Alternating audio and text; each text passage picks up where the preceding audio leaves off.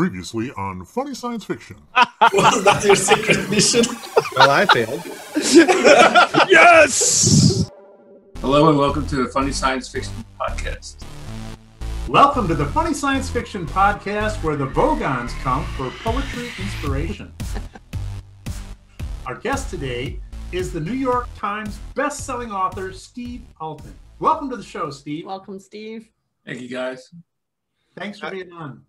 Yeah, now you guys should know Steve from his list of international best-selling books, including The Meg, which was turned into a major motion picture starring Jason Statham. And if you liked The Meg, get ready for the sequel, which we understand is now in pre-production. And I have it on good authority that the title of the movie will not be Meg 2 Electric Boogaloo. No. No, yeah, I'm pretty sure that won't be it. Anyway, now what he does have is a new 13-episode web TV series called Where Sea Monsters Roam. And we're going to talk about that and more in just a minute or three. Again, Steve, thanks for joining us. We're so glad to have you here today. I appreciate being here. Yeah, so as a kid, I remember watching the movie Jaws. It scared the crap out of me. Yeah. And frankly, for the longest time, I was afraid to get in the tub. Okay, I was pretty sure that something in that water was going to bite me. Now, clearly, The Meg and Jaws are two very, very different movies, but they share one similar concept, in my opinion. The worry for the swimmers in the water. You know, you look up, with especially those underwater shots, and you see the people just relaxing on those inner tubes, and you just know that they're shark bait. Hoo-ha. Now, at any point were you tempted to use or have a character use the infamous line from the movie Jaws, "We're going to need a bigger boat"? No, I didn't go for that, but it always amazed me, whether it was the Meg movie or Jaws, why everyone swims in like 50 feet of water. Yeah. Right? When I go to the shore, I go where the waves are, cresting, and then if my feet aren't touching the ground, I'm out too far. That's right. You always see them kicking and doggy paddling and treading water in this ridiculous deep water. I mean, why would you go out that deep? It seemed, I always thought that was kind of interesting myself. That just seemed like you were asking for some type of nibble. I don't like going in the deep end of a pool. Right? I can't see the bottom. I'm not in it. Well, that's a short pool, so. I know, right? All right, so what many people may not know about you, Steve, is that you hold a doctorate from Temple University in sports administration, along with a couple of other degrees from other fine institutions of learning. So should we be calling you Dr. Alten? Or better yet, what attracted you to writing novels about prehistoric creatures instead of working somewhere in your chosen educated field? Well, it's like this. I dreamed about playing basketball professionally until I finally woke up and realized I'm a slow white Jewish guy. And I've taken it about as far as I could take it. I played in high school. Played in Penn State Ogons, which was a branch campus back in 77 or 78, 79. And then went up to the main campus, tried out for the team, didn't make it. But I decided I wanted to get into coaching. So I went on to get my master's degree at the University of Delaware on a grad assistantship. And they actually paid my tuition, Great. gave me a small stipend, and I got to coach the JV basketball team and assist the varsity. That's great. And really great experience. And so after I got the master's, I figured, okay, what if I go on for 4 more years and get a doctorate degree as an excuse to sort of backdoor my way into John Chaney's program? And he wasn't at the time, but he became a Hall of Fame basketball coach in Philadelphia. Yeah. And then I would teach class as part of my assistantship from about 8 o'clock in the morning till about 2 in the afternoon. And then I'd sleep in my office. I brought a mattress in and would sleep for a few hours before I took classes for my degree. So that was quite a long schedule. I wouldn't get out of there until about 10:30, 11 at night. Oh, wow. I did that for about 3 years until finally I had to get a real job while I was writing my dissertation. And got involved in selling these whole house water treatment systems. Right. And I hated it like poison. Yeah. But then I figured out how to do it. I realized that selling isn't doing something to somebody, it's doing something for somebody. I mean, I was really helping them out. basically, to answer your question, that was a kind of a long-winded way to answer it. It's okay. It's all right. That's okay. We got time. Got the whole story here. So I found myself working for myself and was basically, after 3 degrees and 10 straight years of college, found myself cold calling on a one-call close for a $4,000 water treatment system, knocking door to door, and was miserable. And then in August of 1995, I got the mail, and in the mail was a Time magazine, and on the front cover was an anglerfish. And the article talked about how prior to 1977, scientists didn't believe that there was life at the bottom of the ocean. Without photosynthesis, without sunlight, how could there be? Right. Then we actually built the submersible called the Alten, went down to the bottom of the ocean, and lo and behold, there's hydrothermal vents and there's sea creatures and a whole different way of processing energy. So you had photosynthesis as opposed to, chemosynthesis as opposed to photosynthesis. Right. And the article also talked about the deepest part of the ocean, which was the Mariana Trench. Yep. And when I read that part, something clicked in my head and I said, what was that shark I used to read about after I read Jaws? I read all the shark attack stories. Nice. Oh, yeah. Okay. I went to the library to figure out what it was. We had no internet back then in 95. Saw the picture of the Smithsonian of the big jaws with the Megalodon. Yeah. And started doing some basic research, realized there was nothing out there at all about Megs at that point. Nobody even called them Megs, just me. Right. And made up my set a goal that I was going to work on the book. Since I already had a job where I was knocking door to door, I had to work on the book from about 11 o'clock at night till 3 in the morning and on weekends. Wow. You know, I set my mind to something, I'm going to do it. That's cool. That's wow, really that's quite a long, involved process, but you got it done. That's great. Yeah, glad it worked out in the end there for you. Nice movie and so forth too. Yeah. Glad it worked out for us, I should say, because we got to watch it. So exactly, we didn't get deprived of it. Yeah. So also here, Steve, we took a look around, and I spent a little time wandering around the Sea Monster Cove website, which is kind of a big deal. And I have to tell you, man, that looks pretty dang cool. Yeah. I spent a good portion of time there.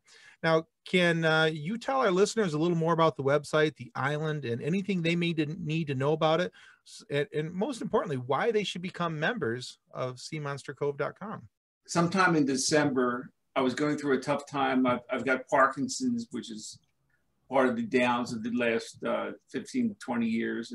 But I woke up one morning with a clear mind and had an idea for a story that was sort of went back into the prehistoric shark and sea monster area, of which I'm, pretty well suited. But it was a completely different universe than Meg. I realized this is a really cool story, but I don't want to make it a novel because novels are tough. You write it takes me a year and a half to write a novel, and then I got to go out and sell it. Realized that I didn't want this to be a novel. I wanted this to be a TV series. But more than that, what I really wanted was, as a fan of these creatures, I wanted to go see them myself. I wanted to go to an aquarium, and I wanted to see these things swim by and gawk at them and enjoy that. And how am I going to make that happen? So I talked to my assistant about it, and she thought it was a great idea. And so we decided that, okay, let's see if we can really make this thing into something different. A website that is interactive, that you go to, you can get away from your problems, check out for a couple hours, and just play with the critters. Nice. And let's put you in a cage and we'll lower you into the domain and let them scare the crap out of you. That they do. Yeah. And in addition to that, we'll also host a TV series. We'll also get a video game started. We'll have an educational site, which I'm very big on through my Adopt an Author program. And we'll also set up a private library where you can read any of my books, only we're going to expand the books, make them something special, where because we're able to make them into an actual PDF file, we can add color illustrations and color photos and things like that, and really enhance the novel so it's much more visual. Yeah. So we launched the site at the end of August, and the story that I came up with runs through everything. It runs through the visitation, the the aquarium visits, it runs through the TV series, it runs through the video game. So that's the common link that everything sort of follows around this hub. And I'm just have a picture. We're gonna bring up a page or something of the cove. Yeah.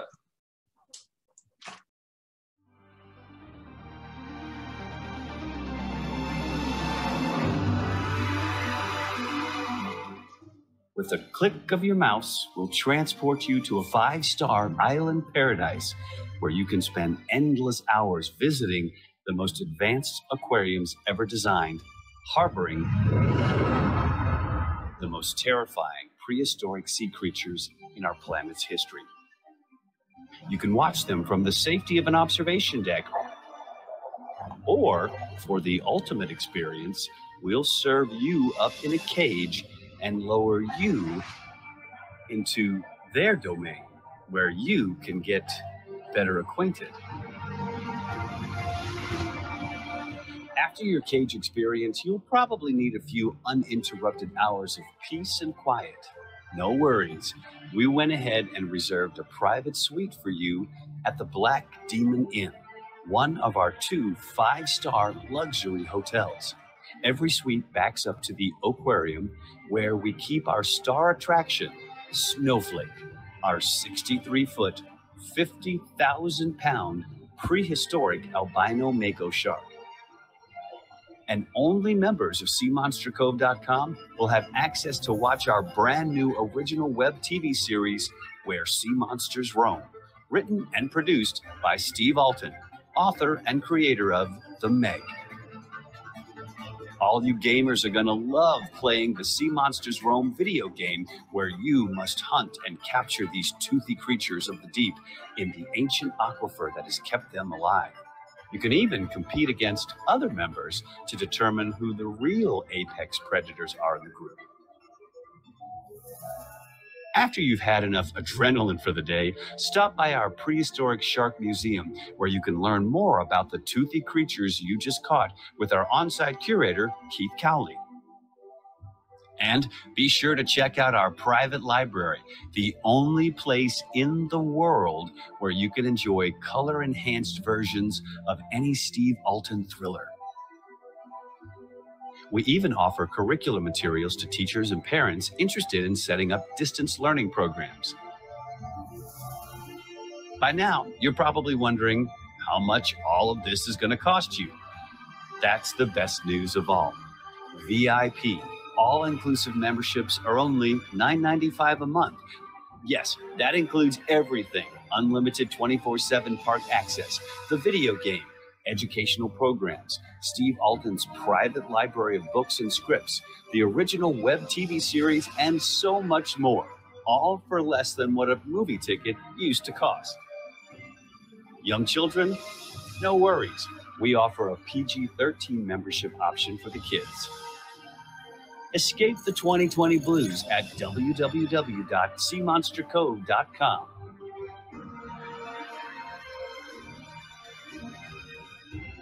No prehistoric sharks or sea monsters were harmed during the making of this video.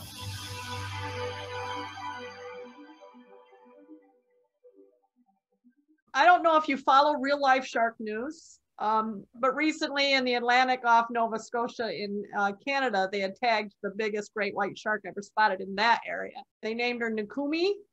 She was apparently 50 years old, 17 foot, 3,541 pounds, nicknamed Queen of the Ocean.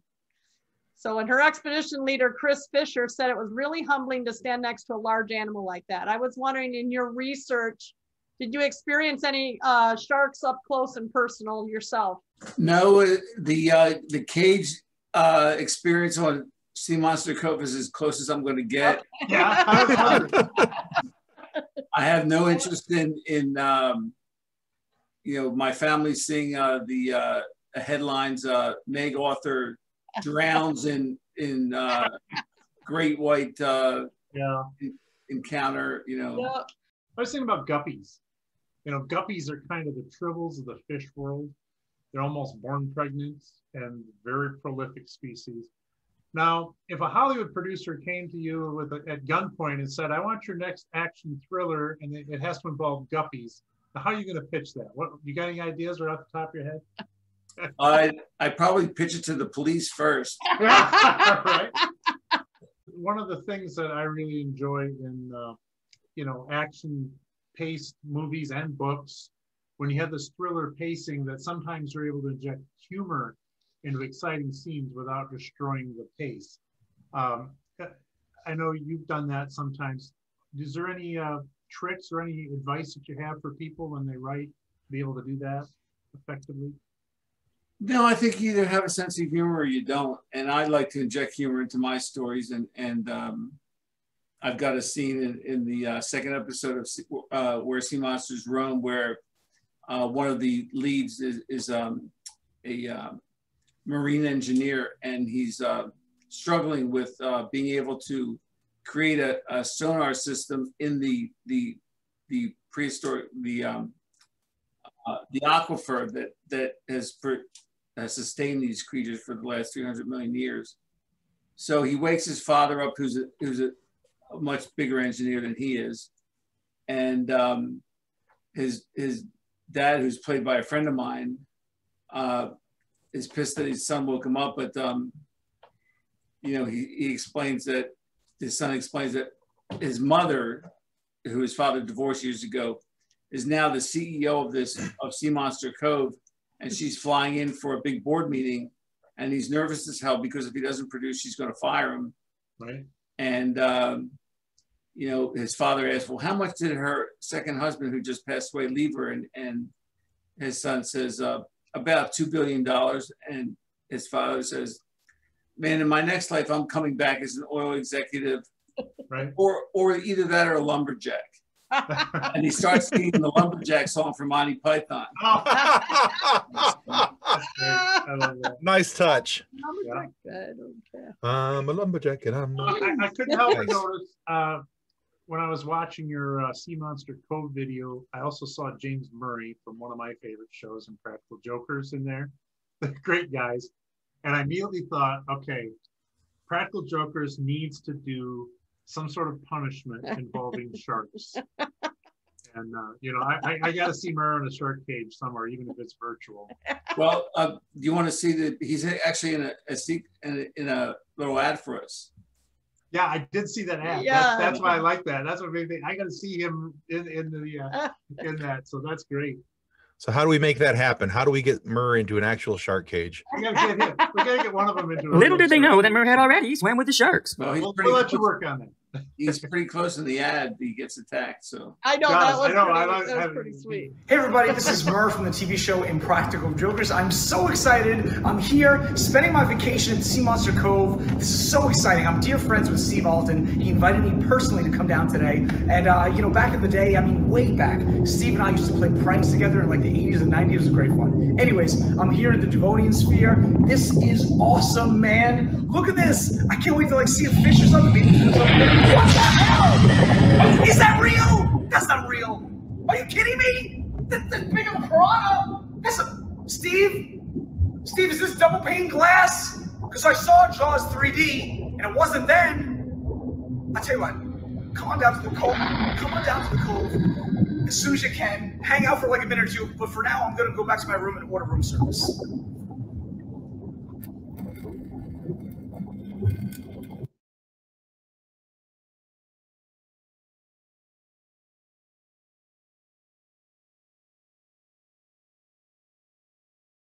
It's right behind me. Good. Yeah, very good. That was awesome. So some really cool stuff, guys, on seamonstercove.com. Steve's got some amazing content there for us all to watch. Only $9.95 a month for less than what used to be the cost of a movie ticket. I also liked that line in the advertisement. That was pretty slick. But we have a little quiz here for you, Steve. A little game we like to play with our guests when they come on as we get towards the end of our interview. Now, today our topic is about 1980s TV sci-fi. Hopefully that's something you're decently versed in. We're going to game for a little trivia quiz. Yeah. Right.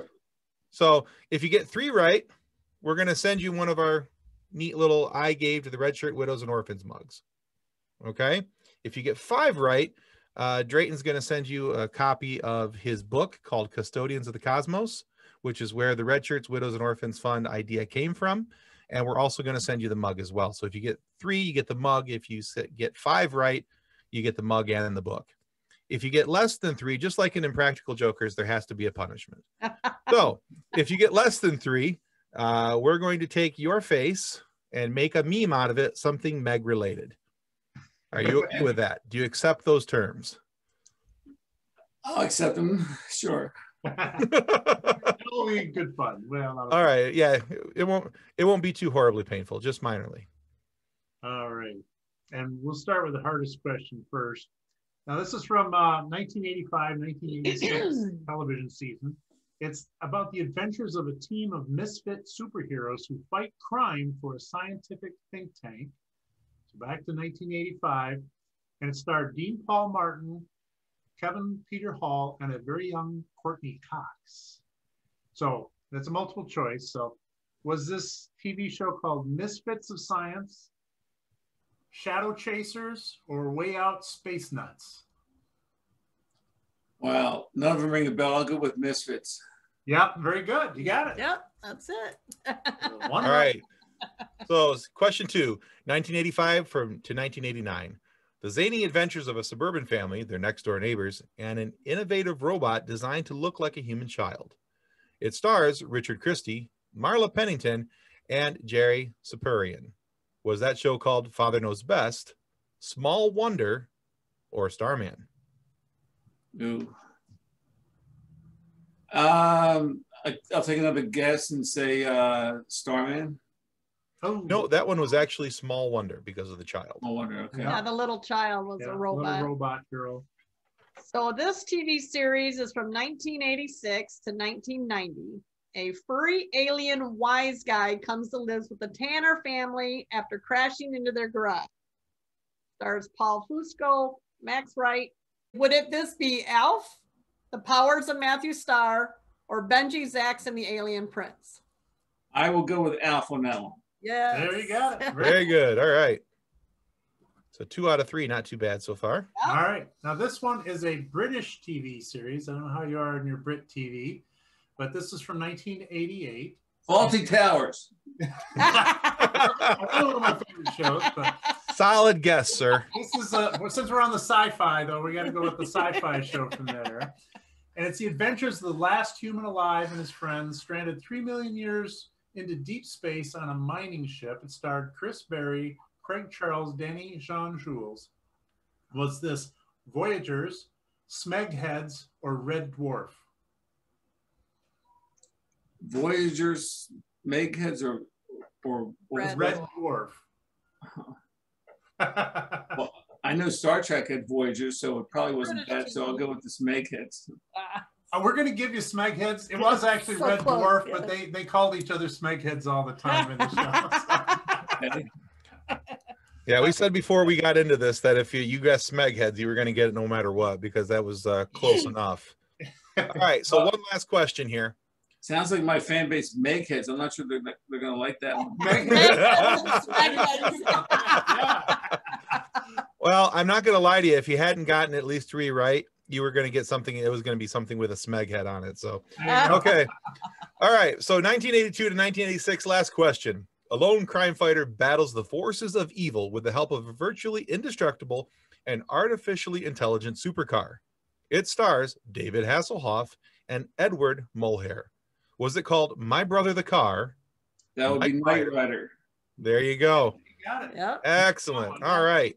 We're going to give him the auxiliary question, see if he can get 5 right. He's got 4 right. Yeah, right we now. got an extra question if you want it. You can get the book. So, Sure. all right. All right, our auxiliary question. What 1983 TV series featured a man who can change himself into any animal and fights crime? Stars Simon McCorkindale, Melody Anderson. Was this Beastmaster, Manimal, or The Beast Within? That would be Manimal. Yo, you got it. Yeah, all right. All right. Very good. Not too bad, sir. I'll even write in it for you. So, He's gonna vandalize the book, I think. right. Well, thanks a lot. That was fun. That was You're great. A good sport about it. Yeah, that was awesome. So Steve or Dr. Alten, thank you so much for being on the show today. Where can people go to find more about your books and other works? Well, they can go to stevealten.com or they can go to seamonstercove.com. Great. We'll be sure to place those in our description so people can find you. All right. Well, thank you, everybody. You've wasted another perfectly good hour of your life listening to the Funny Science Fiction podcast. But remember, subscribing is the most important thing that you can do to ensure that we get more amazing guests like Steve here and lots of funny moments to listen to. Please subscribe and check out Steve's work too on his websites. And always feel free to contact us, where it all began in our Funny Science Fiction Facebook group on Facebook, oddly enough. It's convenient how that works out. I know, right? How that worked out? Yeah. And remember, if you're not happy with the show's content, just let us know. We'll be sure to subject the offending party to 1 hour of Vogan poetry per complaint. That'll fix them. Yeah. And as always, be sure to remember, nothing travels faster than the speed of light, with the possible exception of bad news, which obeys its own special laws. That was Douglas Adams. All right. Thank you, everybody. Thanks, everybody. It would be illogical if we failed to mention our charity, the Red Shirt Widows and Orphans Fund, because, as we all know, in episode 11, just 7 minutes and 42 seconds into the show, red-shirted Starship crew members will probably die after being gored by a miniature Unicon K9 on the planet Alpha 177. This, of course, leaves their poor families with one less member. Please remember our fictional charity, Red Shirt Widows and Orphans Fund, is connected to a very real charity. And your purchase of Red Shirt Widows and Orphan Fund merchandise allows us to donate 100% of profits of sold merchandise to the awesome folks over at Wish Upon a Teen. They help kids have a more comfortable stay in hospitals when their stay becomes extended. Let's not forget to help our neighbors in this time of need. Thank you for listening or watching. Don't forget to subscribe and like us on your favorite podcast platform and YouTube. If you've enjoyed our podcast, why not come join our Funny Science Fiction Facebook group too? It's filled with giggle-worthy memes and gags. Visit our website, www.funnysci-fi.com. That's funnysci-fi.com. On behalf of the rest of the hosts of Funny Science Fiction, we'd like to thank you for listening to this episode. If you'd like to be a guest on one of our future episodes, please contact us by means of our Facebook group, Funny Science Fiction. You can find us on Twitter or Instagram using the handle @funnysci-fi, or you can go to draytonallen.com and click the Contact Me link at the bottom of the page. Thanks again. Hope you enjoyed the episode.